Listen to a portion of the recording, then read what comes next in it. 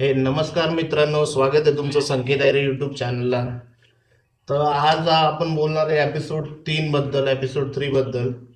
काल आपण एपिसोड 2 पर्यंत सगळी माहिती दिली होती. एपिसोड 3 बद्दल बघू. एपिसोड 3च्या स्टार्टिंगला जे आहे आपण जे पहिल्या एपिसोड पासून बघतोय की तन्वी आणि विशालची जोडी बनताना दिसते आणि ते सगळ्यांना कळतंय की ते लव्ह अँगलचा प्रयत्न करत आहे. जसं प्रत्येक सीझनमध्ये कोणी ना कोणी एक लव्ह अँगल करून त्यांना असं वाटतं की ते पुढेपर्यंत जातील. ठीक आहे, बघू आपण त्यांची जोडी कुठपर्यंत टिकते. त्यानंतर आपण बघितलं, भाईसाहब मला एक गोष्ट कळत नाही. आपण बघितलं की प्रभू प्रभू जो आहे तो बिचारा एवढा एवढा त्याला प्रत्येक जण विचारतं, तुला पोरगी आवडते का, तुझं कुठे काही अफेअर आहे का, बाहेर काय करतोस तू, काय नाही. आणि सगळ्यात महत्वाचं सागर दादा प्रत्येक वेळेस त्याला विचारत राहतो, प्रभू काय तुला पोरगी आवडते का, तुला लग्न करायचंय का. मी म्हणजे सागर दादाचं काय म्हणणं काय नेमकं, तुम्ही पण कमेंटमध्ये सांगा जर तुम्ही एपिसोड 3 बघितला असेल तर. त्यानंतर आपण बघितलं सगळे असे बसलेले असतात आणि काहीतरी पैशाचा विषय चालू असतो. तर करण सगळ्यांना सांगतो की मी जो लाईफमध्ये सक्सेस मिळवलाय, तर त्याहून मला हे कळतं की जे म्हणतात लोक की मनी कॅनॉट बाय हॅपीनेस, पण तो म्हणतो की मनी कॅन बाय हॅपीनेस. कारण पैसा आला म्हणून मी माझ्या घरच्यांना दुबई फिरायला घेऊन गेलो, घरच्यांना खूप बाहेरचं जग दाखवलं.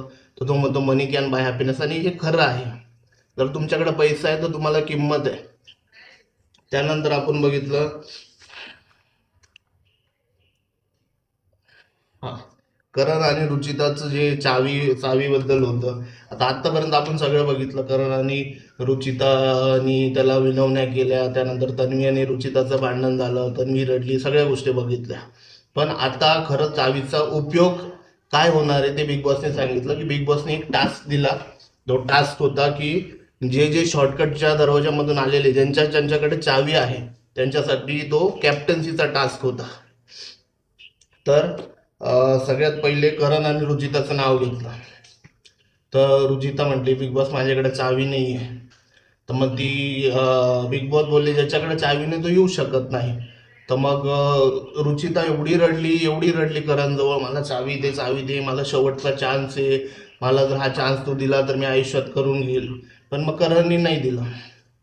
कदाचित खूप लोकांना वाटेल की करण म्हणजे खूप स्टीफ आहे, करणला क्यू आली नाही. पण माझं म्हणणं आहे, का क्यू येईल, त्याची चुकी तिची होती. तिने जो चॅलेंज दिला, त्यांनी बेट दिली, त्याने ती पूर्ण केली आणि चावी मिळवली. तो नाही देणार. आणि तो करण म्हणजे हुशार आहे तेवढा की त्याला माहिती या चावीचा उपयोग आपल्याला होईल. आणि सेम बिग बॉसने पण सांगितलं की ती करणची इच्छा आहे चावी द्यायची की नाही द्यायची. मग त्यानंतर करण आणि रुचिताकडे चावी नसल्यामुळे मग बिग बॉसने सांगितलं की तन्वी आणि दीपाली या. ठीक आहे, तन्वी आणि दीपाली ताई गेल्या आणि मध्ये एका रूम मध्ये त्यांना घेऊन गेल्या आणि त्यांना बजर दाबायचा टायमिंग दिला. जसं बिग बॉसनी ते काहीतरी हॉर्न वाजवतात, काहीतरी वाजवतात, तसं वाजवलं. तसं तन्वीने जे आहे बजरवर हात ठेवला. म्हणजे दीपाली ताईचा फक्त बोट लागला होता, तन्वीने पूर्ण हात दाबून दिला. त्यामुळे तो तन्वीचा चान्स आला. मग दीपाली पण बोलली की ठीक आहे, तन्वीने दाबलेलं आहे बजर, तर तिला चान्स देऊ. तन्वीने बदर दाबल्यामुळे बिग बॉसने सांगितलं की तन्वी जी आहे ती कॅप्टन बनवायची दावेदार आहे. आणि ज्या कंटेस्टंटनी बदर नाही दाबलेला, जो रिमेनिंग कंटेस्टंट होता, तो डिरेक्टली जाईल एलिमिनेशनसाठी. पहिल्याच हप्त्यात एलिमिनेशन. तर यांना एवढं कळालं नाही की बजर जर दाबला नाही तर एलिमिनेट होऊ शकतो आपण पहिल्याच हप्त्यामध्ये. ठीक आहे. त्यानंतर दुसरी जोडी जी गेली ती होती प्राजक्ता आणि करण. प्राजक्ता आणि करण गेले. तर इथं गेम असा फिरला की कळालं नाही. करण आणि प्राजक्तानी कदाचित पहिले डिसाईड करून घेतलेलं होतं की प्राजक्ताला कॅप्टन्सीचं चान्स देऊ. आणि करणचं असं म्हणणं होतं की करण खरं तर हुशार आहे, पण त्याचं असं म्हणणं होतं की माझ्याकडे 2 चाव्या आहेत, तर आता आपण प्राजक्ताला चान्स देऊ आणि पुढच्या वेळेस आपण दुसऱ्या चावीचा उपयोग करू. त्याचं खरं आहे, पण मग गेम पॉईंट ऑफ व्ह्यूने त्याने तो चान्स मिस नको करायला पाहिजे होता, कारण तो एलिमिनेशनला जाणार होता. आणि त्याचं म्हणणं होतं की माझे जेवढे फॅन्स आहेत ते मला वाचवतील. नक्कीच वाचवतील, पण मग त्याच्यानी जे आहे करण थोडासा त्याच्यामध्ये आपण म्हणतो ना बेपर्वा जो आहे गेम बद्दल तो वाटला. त्यानंतर प्राजक्ता झाली उमेदवार कॅप्टन्सीची.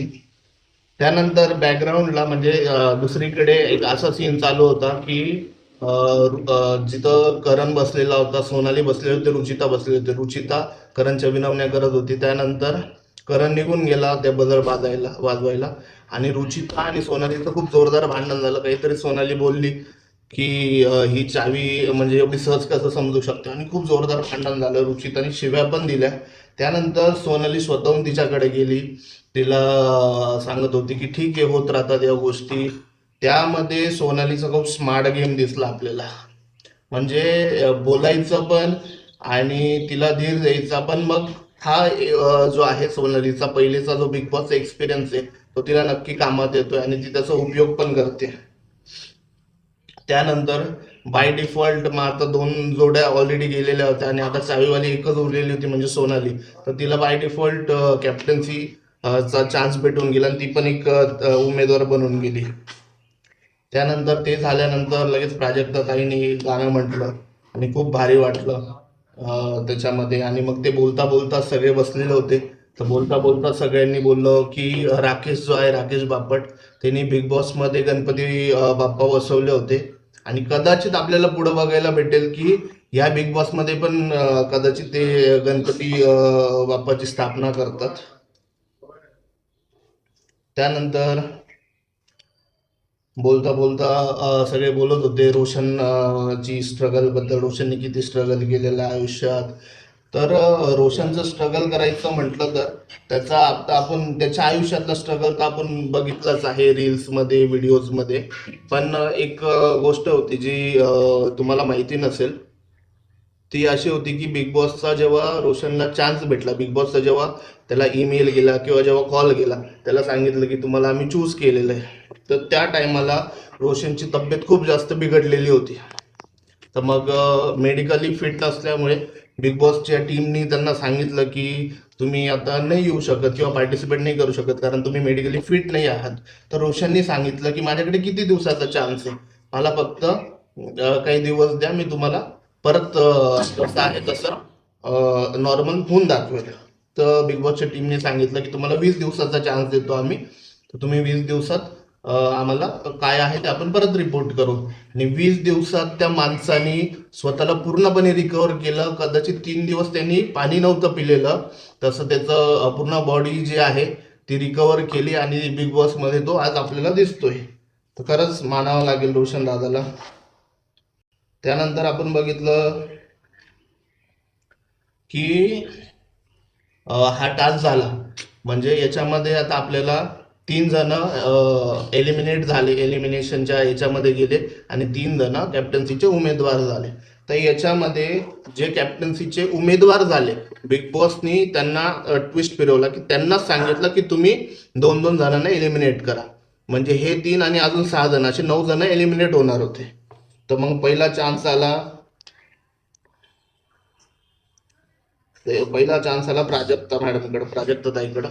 प्राजक्ता ताईंनी एलिमिनेट केलं प्रभू आणि अनुश्रीला. तर आता गेमच्या पॉईंट ऑफ व्ह्यूने अनुश्री एलिमिनेट करायला पाहिजे होतं कारण तिचा गेम दुसऱ्या तिसऱ्या एपिसोड पर्यंत एवढा गेम तर आपल्याला दिसलेला नाही. आणि प्रभूचा पण आपल्याला गेम दिसलेला नाही. प्रभू म्हणजे सगळ्यांना एंटरटेन करतो ठीक आहे असो, पण त्यांनी गेम पण दाखवला पाहिजे. म्हणून प्राजक्तानी दोघांना एलिमिनेट केलं आणि तिला म्हणजे एलिमिनेशनसाठी नॉमिनेट केलं आणि तिला खूप असं वाईट वाटलं की मला का दिला हा चान्स असं, आणि ती रडायला लागली थोडी.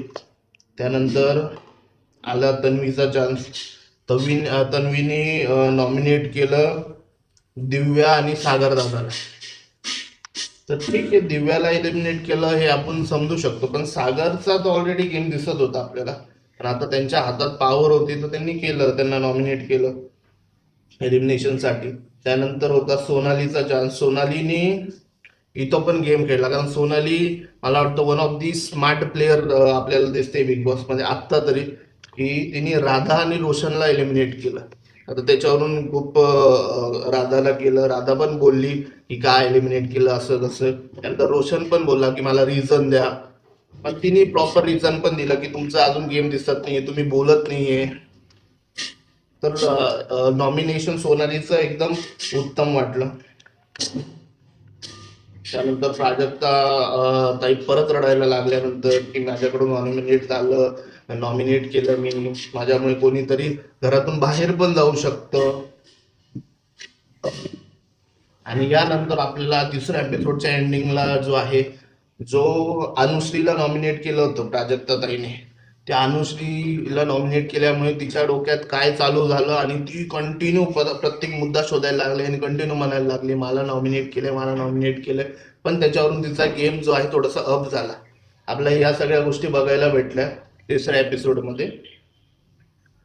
पण हा झाला तिसऱ्या एपिसोडचा रिव्ह्यू. पण म्हणजे माझं तरी म्हणणं आहे की हे जे बिग बॉस 6 आहे, सीझन 6 मराठी बिग बॉस, याच्यामध्ये म्हणजे बघायची इच्छा होते. असं गेम दाखवत आहे, असे ट्विस्ट आणताय बिग बॉस आणि खूप सारे लोक जोडत आहे, खूप सारे व्हायरल होत आहे रील्स वगैरे. तर बघू आपण पुढे चौथ्या एपिसोड मध्ये काय होतं. तोपर्यंत तुम्ही आपल्या चॅनलला लाईक करा, सबस्क्राईब करा आणि शेअर करा. जय हिंद, जय भारत.